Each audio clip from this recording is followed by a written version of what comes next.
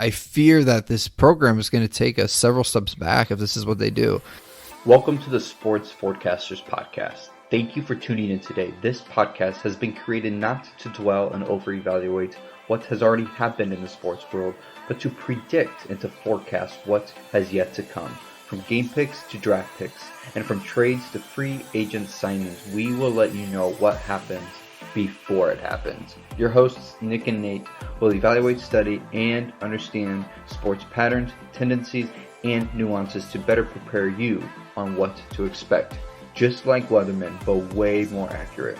So if you like to pick games, or you simply just want to be in the know before anybody else, you are in the right place. Enjoy the show.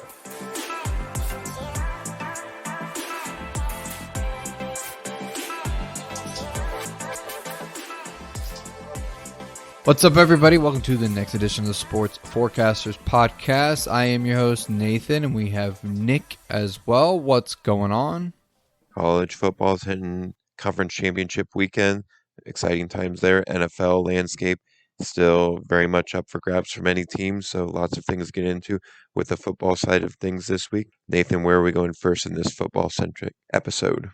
Yeah, obviously we've seen quite a shift in the coaching carousel here in college football. So there's still a few openings left. A lot of them have happened. So unfortunately, we didn't get that opportunity to predict all these new coaching hires or where they would go. But let's just talk about a few. Lincoln Riley, right? He went to Oklahoma to USC. A little bit of a surprising move, I think, for me at least. He wasn't one of the top names that I've heard to go to the USC football team. So what do you think about that move, and do you think this is the right move for USC, and do you think they make that leap in the right direction? For USC, I think it's about time they got on the wagon. They had been paying what we would consider for that type of program, or what that program wishes to be, pretty low salaries. For most top college coaches, it was well over $6 million is what the market was demanding at this point. So for him to get an offer higher than that, USC is looking like they're being more serious about who they want to be their coach and try to bring the program back up to its prominence that it had, honestly, when we were kids in school. So I would say for USC's program, this is a step in the right direction. What are your thoughts, Nathan? Yeah, I think this is the first time they've really hired a big name in a while. But I think LA sports is just really back now, and USC is kind of has been the one high-end program that's just not looking good. And I think what really pushed this is, honestly, Chip Kelly at UCLA. This UCLA team is doing better than USC. UCLA is a basketball school. USC is a football school. And to see your little brother in football just being outperforming you is a little bit of an embarrassment. And to see how, the Lakers just came off a championship recently. The Dodgers just came off a championship recently. Now you've got two NFL teams in LA that are both pretty good. So I think there's this pressure, like USC, you're going to get buried here. You mean you were the football face of Southern California forever. But now it's like, well, our baseball program's doing better. We have both LA basketball teams are really good. Now we got two LA professional football teams. UCLA is doing good. And I think it's like, you guys, we better do something or we're going to get buried. I honestly think they made the best move they could make to get the most high-end coach. Lincoln Riley, I think he's a more of a Pac-12 kind of guy for me. And I don't think he's going to survive in what will be an Oklahoma team in the SEC. He's not fit for that, in my opinion. He seems more like a West Coast offensive kind of guy, and so I think he's in his element out there. So I think this will be good for him, and I really think USC will be back. They'll be top 10, top 20 program now. So that's my take. But I want to jump now to more of our area of the country, and Notre Dame's coach Brian Kelly went to LSU. And I had my predictions for the new Notre Dame coach. The first and most obvious one was Luke Fickell. Brian Kelly came from Cincinnati, went to Notre Dame. Now Luke Fickell, who's got a Cincinnati team looking like they're going to make the college football playoff, the first non-Big Five conference to do so. It just made sense for him to go to Notre Dame. But there's a growing feeling inside the Notre Dame organization that the defensive coordinator Freeman is going to take over, and I'm a little. Let's hear your thoughts first on this before I give you my input. The big thing was that Brian Kelly was turning over his staff to get younger coordinators in there to vibe with the guys and everything like that. And Freeman is definitely younger in terms of coaching ranks, only at 35 years old. But for him to be the head coach, I think is quite the jump up.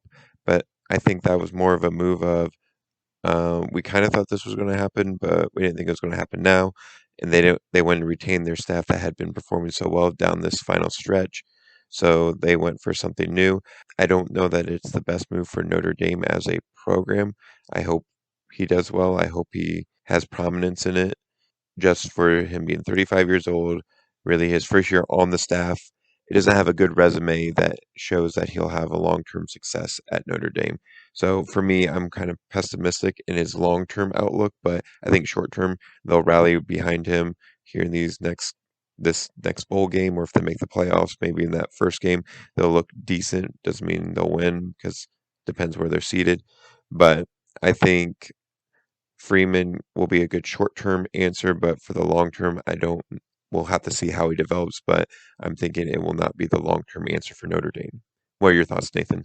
This was a bit of a surprise departure for Brian Kelly, and as you said, he has the young coordinators, but I don't think there was in Brian Kelly admitted this. I had no plans to leave Notre Dame this year, so he's these young coordinators. So it looks like the defense coordinator is going to take over, but like if he had no plans to leave this year, he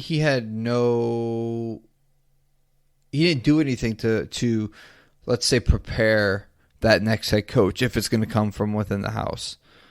So it's like the Coach K situation, right? John Shire is his top assistant, and he gets to sit along Coach K and do that transition together, right? And so I don't see Duke taking a step back next year when Coach K's gone because they've made those proper steps to make that transition flawless. But this, when you just leave abruptly, and the players are a little shocked by it, I think it's really difficult to recover from that.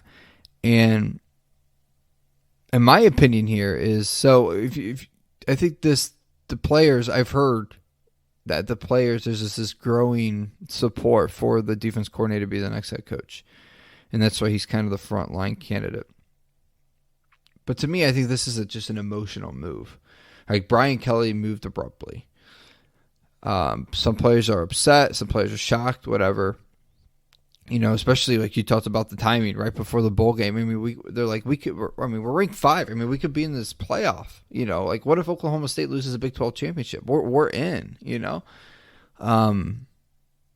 So I think this is just an emotional hire if they hire this defensive coordinator because of the shock that came from Brian Kelly leaving. And there was no succession plan there. There's no transition plan there to make this a successful transition between head coach and defense coordinator. And I think this is really, really bad for the program if they do this because I don't know anything about this defense coordinator. I don't know what kind of coaching experience he has. On top of the fact that there's no transition period, there's no helping hit it off. So I fear that this program is going to take us several steps back if this is what they do. They need to bring in a new guy in, and that's shown success. Knows what to do. That knows the recruiting area, and Luke Fickell's the most obvious choice. Matt Campbell, Iowa State is I think a second good choice, but Luke Fickell's the most obvious choice, But I think their feelings are involved right now. I think they should just wait a while to let the feelings kind of get away. It's like, okay, your girlfriend just broke up with you, right? Don't rebound and get all in your feelings. Just take some time off and really think about this carefully.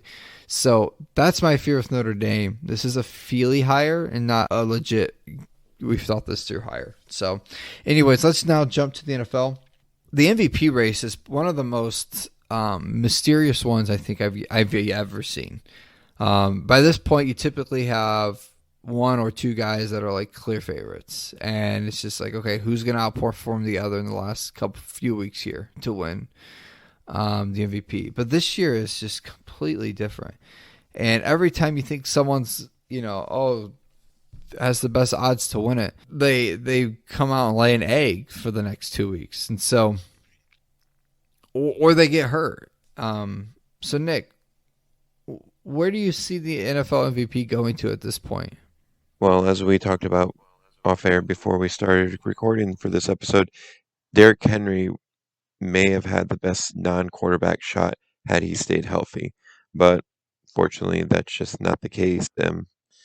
He's not. He's on the shelf for the regular season at the very least. Hopefully, Titans make playoffs and he can come back in. So it really does become a quarterback race after that. I know Taylor from Indianapolis had a very good. He's doing very well right now, but I, I don't have confidence that the Colts are going to use him or he's going to get the numbers to supersede these quarterbacks that are up there right now. Because in my eyes, you have Tom Brady will always be someone in the conversation, whether he has the numbers that truly warrants him to be there or he's just there because of what he has done in the past is up for debate. But right now in the league, he's second in passing. He's actually number one in touchdowns. So for him to be in that conversation, he would look to be the front runner right now. But I think a lot of those passing touchdowns were from those blowout wins where they were just pretty much stomping on teams or trying to catch back up.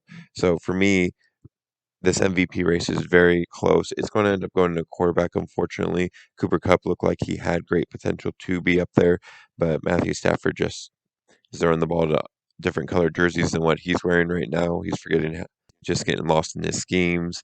Patrick Mahomes, really, we've been talking about it off and on throughout the season, just has not looked comfortable. He looks like he's pressing way too much. He's trying to make magic every time, and it's like you can just settle for plays and make it happen.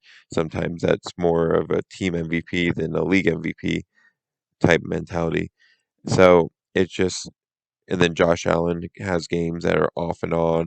Like he one week they look like they're going to dominate the league. The next week they just get dismantled by a team, like the Colts a few weeks ago, for example. So for me, if I had to pick someone today that's going to win the league MVP, I would say Tom Brady or Aaron Rodgers. Those two, in my eyes, are the one or two. Aaron Rodgers is quite a bit behind in terms of passing yards and touchdowns, but he has been probably the most consistent out of the two. Tom Brady has the numbers, and with his what he's accomplished in the league could play a factor in that with the waters being so muddled. NFL tends to lean on your legacy when it gets that close, more so than what you can do. So I think Aaron Rodgers, maybe even Dak Prescott might have a shot. Kirk Cousins has been looking good, but his team's a 500 team. That's not going to get you there. So long-winded answer, but I think Tom Brady, Aaron Rodgers, those are the two I feel the strongest about being able to do it down the stretch. What do you have, Nathan? Yeah, this is very, very difficult. I think Derrick Henry, as you said, would be the runaway player here if he wasn't hurt. But given the fact of the quarterback play going on, I really think if the Colts can win out and get a playoff berth and Jonathan Taylor just dominates, I think he gets it. But that's the only way he gets it. He's been looking phenomenal lately. So he's the best non-quarterback chance, but the Colts and him have to just shine like no other team the last few weeks here for that to happen. Will that happen? Probably not. So what are my next options? I know Patrick Mahomes has struggled, but the Chiefs have looked really good. He has looked really good the past few weeks. I think Patrick Mahomes can make a very good late push here. That he's got his team number one now in his division, while all the other teams look like they're falling apart like none other in that division. So I think he can make a late push for an MVP. If he could get his team to a 12-5 record by the end of the year, and maybe even number 1 or 2 seed in the AFC, believe it or not, man. Just thinking of where they were at not too long ago. So I think Patrick Mahomes has a chance. And Aaron Rodgers, I agree with you there, but unfortunately, because the game is so political, and with this COVID situation and not being vaccinated and how they're pushing for the vaccinations in the NFL, he's not going to get it. I don't. It doesn't matter how good he plays. It doesn't matter how good he does. The NFL hates him. Everyone hates him. No matter how good he is. So he's just not going to win it from a political standpoint, in my opinion. So honestly, to me, I don't think Tom Brady's gonna. He's had way too many bad games. I don't think he's gonna win it. So I think it's between Jonathan Taylor and Patrick Mahomes, to be honest with you. And I think the end of the year really matters the most than the beginning. I feel like at the end of the day, it's like, let's say the Chiefs finish 12-5. I think at the end of the day, they're gonna be like, okay, yeah, you guys had a rough start, but okay, Patrick Mahomes, you're top 3 in passing yards, top 3 in touchdowns, top 3 in completion percentage, and you got your team to number 1 or 2 seed. I think that's enough for Patrick Mahomes to get MVP, especially if he carried his team at the end of the year. So you have a point about the legacy thing, and I think Patrick Mahomes has built somewhat of a legacy already to help him in that push, especially if he's going up against a Jonathan Taylor, who kind of just emerged this year. So I guess my top pick is JT and Patrick Mahomes. I would want to say Rodgers, but unfortunately I think the political part is going to get in the way there. But man, what a crazy year for MVP. Like, it seems like nobody wants it.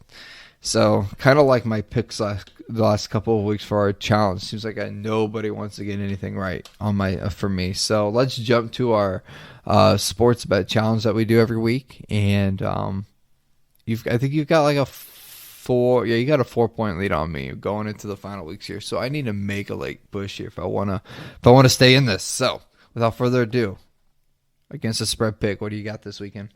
Against the spread, I'm looking at the 49ers at Seahawks. Seahawks are in vast disarray, especially offensively. No running game to speak of. Russell Wilson can't seem to find his receivers anymore unless your name's Tyler Lockett. Then he can get it to you a few times. I just think 3.5 points. I think San Francisco covers that pretty easily because they're trying to assert themselves back into the playoff picture. They have been looking consistent. They've been looking better, and they're getting healthier. So I'm saying that San Francisco covers that 3.5 point spread. What do you have, Nathan? Yeah, that's a really good pick. I think it's clear that Russell Wilson is not going to be back in Seattle next year. I'm going to go with our Cincinnati football team here in the Bengals, -3. They play the Chargers at home. Chargers, obviously been very inconsistent lately, especially when they come east. They're not what we normally see in the Chargers. They're kind of a weird team.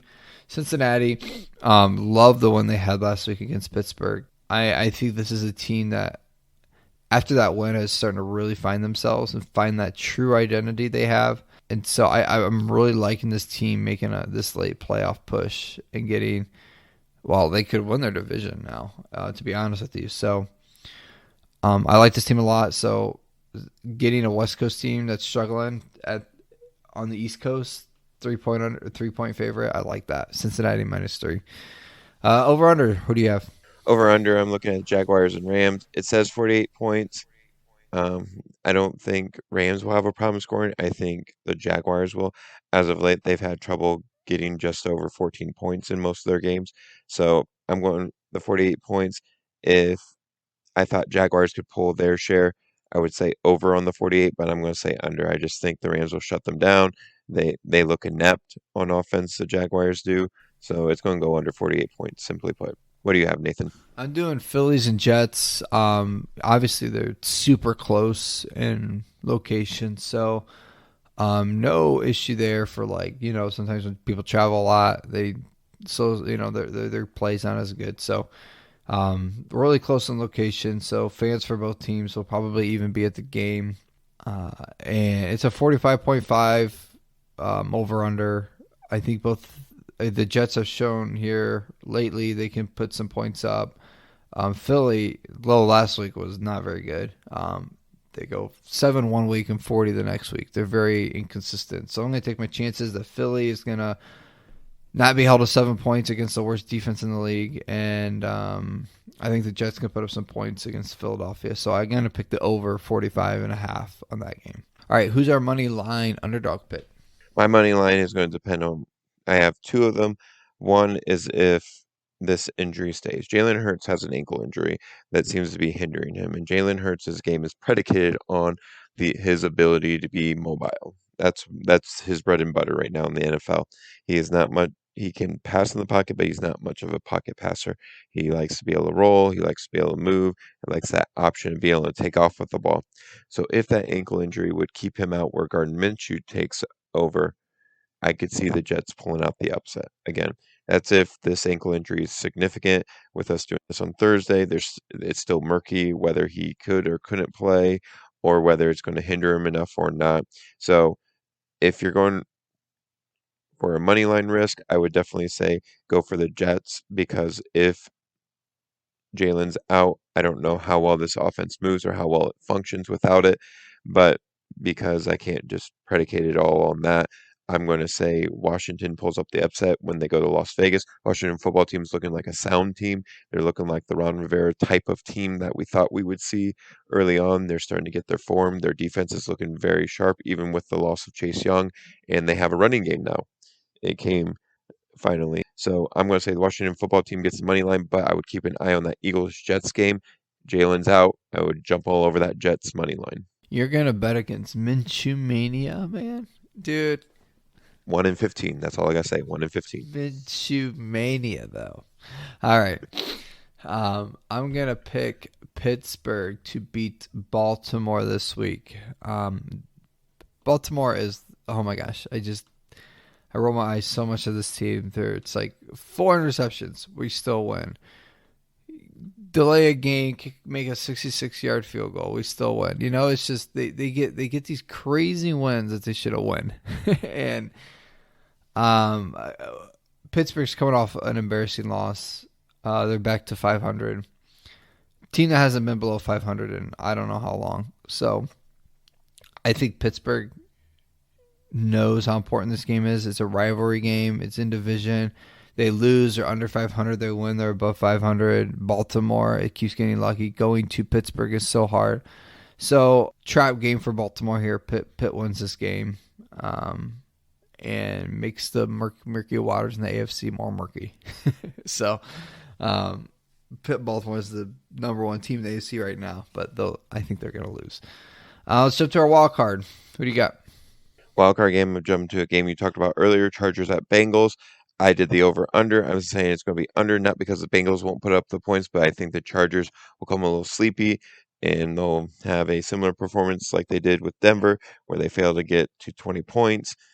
You need both teams to do what they need to do, so 50 points is what they're saying. I'm saying that game is going to be under that. It's funny because now I'm going to steal a game from you, and this is the 49ers Seahawks. Picking the same thing, but I got it at -3, so you got it at 3.5. I'm picking 49ers -3. Russell Wilson wants out. The Seattle team's done. They're tanking. Well, they're not intentionally tanking, but it's just Pete Carroll's out. Russell Wilson's going to get traded. This is going to be a rebuild team. It's just kind of like, let's just get through this season and get this over with. So, and like you said, San Francisco is making maybe a late playoff this year. So, keep an eye on that. All right. Before we get to our college football game, let's do our Sunday night game. Sunday night football game, you have the Broncos at the Chiefs. Chiefs are favored by 10 points at the Sunday night football game. I say the Broncos can cover that. I'm not saying the Broncos are going to win, but the Chiefs won't win by 10 points. They're just not looking that great offensively to win by that much. What do you have, Nathan? Yeah, that's a good pick. To me, I'm like, Denver. You don't know what Denver team you're gonna get, and you don't know what Kansas City team you're gonna get. So I'm a little scared there. What I'm gonna do though is pick the over. It's just Sunday night football. I just feel like it tends to be more high scoring over. So Kansas City defense improved. Don't get me wrong, but not super good yet. Denver offense can be really good at times. Just depends on how good Teddy Bridgewater plays. I'm going to suspect that the Broncos offense is good enough to put up some points, along with a lot of points Kansas City's going to put up. I'm going to stay away from the spread, and I'm just going to stick with the over under here and go over the 47 points. All right. Championship week in college football. We're gonna do the Big Ten championship just because it's close to home and because Ohio State's not in it. So Michigan versus Iowa. Who do you got? Michigan versus Iowa. The game itself, two physical teams. One that actually has an offense. The other one we thought maybe could piece together an offense, but has not. Michigan looked very dominant in what they wanted to do against Ohio State. They enforced their will. They just pound the ball at Ohio State, which was the recipe they needed to be successful. Iowa, quite honestly, since their Penn State win, has just been up and down and all over the place in the Big Ten.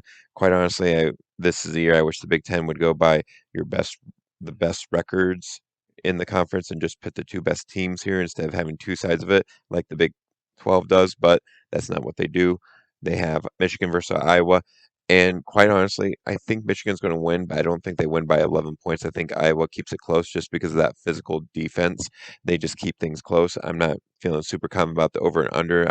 I have 40 around 43 and a half, so not sure the game can get up that high just because Iowa will not put up points.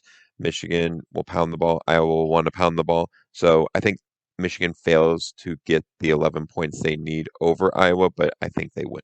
What do you have, Nathan? I'm going to do the over under here. I don't like the big spread that they have for this game. Michigan will win, but